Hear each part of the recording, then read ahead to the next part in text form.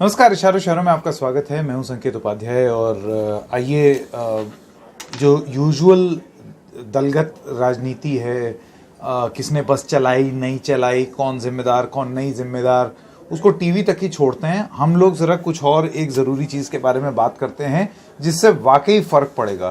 तो ये जो मोटी 40 पेज की ये जो रिपोर्ट आप देख रहे हैं मेरे हाथ में, इसका आप शीर्षक देखिए और मुझे ऐसा लगता है कि ये कोई एक ऐसी चीज़ है जो कि आगे चल के हम सबको प्रभावित करेगी, खास तौर से उन लोगों को जो इस सेक्टर में जुड़े हुए हैं और उन लोग जो कहीं ना कहीं किसी ना किसी तरीके से इस सेक्टर में आई मंदी की वजह से प्रभावित होते आए हैं और अब कोरोना की वजह से तो और ज़्यादा होंगे। तो ये एक रिपोर्ट है केपीएमजी की एक रिपोर्ट है जो कहती है कोविड-19 रिएक्ट, ऐसे उल्टा मुझे दिखाई नहीं दे रहा, मैं ऐसे बता रहा हूं, react, adapt and recover the new reality. ये जो रिपोर्ट है ये आपको बताएगी और देगी एक perspective on the Indian real estate sector, यानी कि जो एक बहुत ही ज़बरदस्त और बहुत ही बड़ा सेक्टर भारत का है, रियल एस्टेट सेक्टर, उसकी क्या व्यथा है, क्या स्थिति है, उसके बारे में ये एक रिपोर्ट है। और जो इस रिपोर्ट ने बताया है वो थोड़ा सा आश्चर्य, मतलब ये तो हमें मालूम ही था कि थोड़ा सा डामाडोल है हिसाब किताब, जैसे सब इंडस्ट्रीज बैठी हुई हैं लॉकडाउन की वजह से, वैसी रियल एस्टेट भी बैठी है। लेकिन जब आप आंकड़ा सुनते हैं जो इसमें लिखा हुआ है उससे तो आप स्तब्ध रह जाएंगे, क्योंकि जितने लोगों को ये एम्प्लॉय करता है, जितने लोगों से जुड़ा हुआ है, इसकी रियल एस्टेट सेक्टर की वजह से जितनी इंडस्ट्रीज चलती हैं, अगर उन सब का घाटा जोड़ा जाए, सिर्फ एक साल का घाटा, एक साल का, यानी कि फाइनेंशियल ईयर 21, एक साल का घाटा, और आप यकीन नहीं मानेंगे अगर मैं आपको अमाउंट बता दूं, वो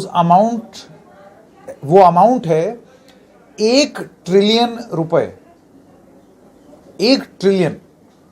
अब आप समझ रहे हैं कितना बड़ा लॉस होने जा रहा है रियल एस्टेट सेक्टर को इस लॉकडाउन की वजह से। देखिए, कुछ किया नहीं जा सकता था, वो दिक्कत तो होनी ही थी, क्योंकि लॉकडाउन, ऐसा तो है नहीं कि रियल एस्टेट में घाटे को बचाने के लिए आप लॉकडाउन ना लगाएं, लॉकडाउन तो लगाना था। लेकिन उस लॉकडाउन के लगने की वजह से इस तरीके का घाटा हुआ है। तो इस रिपोर्ट में क्या लिखा है? इस रिपोर्ट में लिखा है कि 1 ट्रिलियन होगा, 1 ट्रिलियन रुपीज लॉस होगा। ये लॉस है by the end of financial year 2021। 250 से ज़्यादा एंसिलरी यूनिट्स कहते हैं, यानी कि जो ये रियल एस्टेट सेक्टर और जो सेक्टर्स को, जैसे कि सीमेंट इंडस्ट्री, आपकी सरिया इंडस्ट्री, लेबरर्स, ठीक है, और कितने सारे लोगों को ये रोजगार देता था। इस तरीके से छोटी बड़ी सब करके करीब 250 ऐसी इंडस्ट्री हैं जो कि रियल एस्टेट से जुड़ी हुई हैं। तो वो सारी प्रभावित होंगी। और ये इस रिपोर्ट में एक अच्छी चीज़ ये है, और मैं दोनों चीज़ों का जिक्र करूंगा, कि इसको ये रिपोर्ट टेम्पररी हैंडीकैप बुलाती है पैंडेमिक की वजह से, यानी कि आगे चीज़ें ठीक हो सकती हैं। तो उनका ये कहना है कि जो प्रिवेलिंग आउटलुक है वो एक शॉर्ट टर्म पीरियड के लिए, यानी कि 6 से 12 महीने का, जो कि ऐसे आपको लगेगा ज़रूर कि मतलब सब कुछ बर्बाद हो गया है, सब डूम एंड ग्लूम, ये रिपोर्ट उसको बताती है। लेकिन 12 से 24 महीने के अंदर, यानी कि करीब करीब 2 साल लगेंगे, 1 साल से लेकर 2 साल लग सकते हैं इस सेक्टर को थोड़ा थोड़ा करके स्टडी रिकवरी करने में। अब इस रिपोर्ट में एक बड़ी ज़बरदस्त चीज़ दिखाई गई, वो मैं आपको ज़रा इसी रिपोर्ट के माध्यम से ही बता दूं।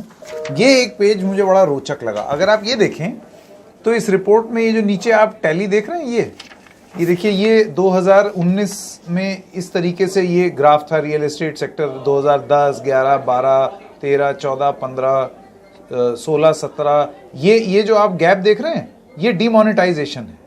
ये जब नोटबंदी हुई थी तब गिरा था रियल एस्टेट सेक्टर। तो एक चोट यहाँ लगी थी जिसका जिक्र ये रिपोर्ट कर रही है कि भाई एक चोट हमें नोटबंदी की वजह से लगी थी। और दूसरा, जैसे कि आप देख सकते हैं, ये थोड़ा बहुत उभरना शुरू किया और उसके बाद धप से एकदम लॉकडाउन हो गया। और देखिए कहाँ आकर के पहुंच गया है। इस रिपोर्ट को देखिए, कहाँ आकर के लास्ट में Q1 2020 अगर आप देखें तो कहाँ जाकर के एकदम धड़ाम से गिरा है रियल एस्टेट सेक्टर। और ये तो अभी का अनुमान है, ये आगे या तो और बदतर भी हो सकता है, या अगर चीज़ें सुधारी नहीं गई तो बहुत तकलीफदेह भी हो सकता है। जीएसटी इम्प्लीमेंटेशन के बारे में भी इसमें जिक्र किया है कि जीएसटी जब लागू हुई तो उस वजह से भी खासी दिक्कत का सामना करना पड़ा उसमें भी काफ़ी प्रॉब्लम हुई। तो उसका भी जिक्र ये रिपोर्ट करती है। अब मैं आपको बताता हूं कि हाल फिलहाल में, मतलब तुरंत अभी जो मेन 2-3 चीज़ें हैं जिसकी वजह से भयंकर रियल एस्टेट सेक्टर को चोट लगी है, वो है टेपर्ड सेल्स। मकान बिक नहीं रहे हैं, ये तो हर किसी का रोना है, हर बिल्डर का। दूसरी चीज़, और ये जो प्रवासी मजदूर जो जा रहे हैं सड़कों पे, कहाँ काम करते थे? इनका एक मेजर सोर्स ऑफ एम्प्लॉयमेंट था रियल एस्टेट, बिल्डिंग कंस्ट्रक्शन में। तो ये मजदूर अब चले गए हैं। तो यानी कि रिकवरी में अगर आपको दोबारा से अगर काम चालू भी करना होगा, तो अब आप समझिए जब मजदूर ही नहीं होंगे तो आप कैसे काम चालू करेंगे, है ना? जहां जरूरत है इन मजदूरों की, वहां अब ये मजदूर नहीं है। तो ये शॉर्ट टर्म में 6 से 12 महीने की एक बहुत भयंकर स्थिति उत्पन्न होने वाली है, ऐसा इस रिपोर्ट में बताया गया है। इन्वेंट्री कॉन्ट्रैक्शन हुआ है। एक और चीज़ जो ये रिपोर्ट जो मुझे बहुत रोचक लगा, वो ये है कि एक इम्पॉर्टेंट सेक्टर में, जो कि सनशाइन सिल्वर लाइनिंग सेगमेंट कहा जाता था, अफोर्डेबल हाउसिंग, यानी कि MIG, LIG, 1 room set, studio, जो कि सस्ते में मकान बिक रहे थे। जॉब लॉस होने की वजह से, यानी कि जैसे किसी की अगर तनख्वाह 30-40 हज़ार रुपये, 50 हज़ार रुपये, 60 हज़ार रुपये भी है, तो अपना इधर उधर से लोन वोन लेके और घर वालों से पैसा मंगवा करके वो एक स्टूडियो अपार्टमेंट ले लेता था, खरीद लेता था। या कुछ लोग मिल करके एक 2 बेडरूम खरीद लेते, सस्ती कॉलोनी में MIG का एक मकान ले लेते।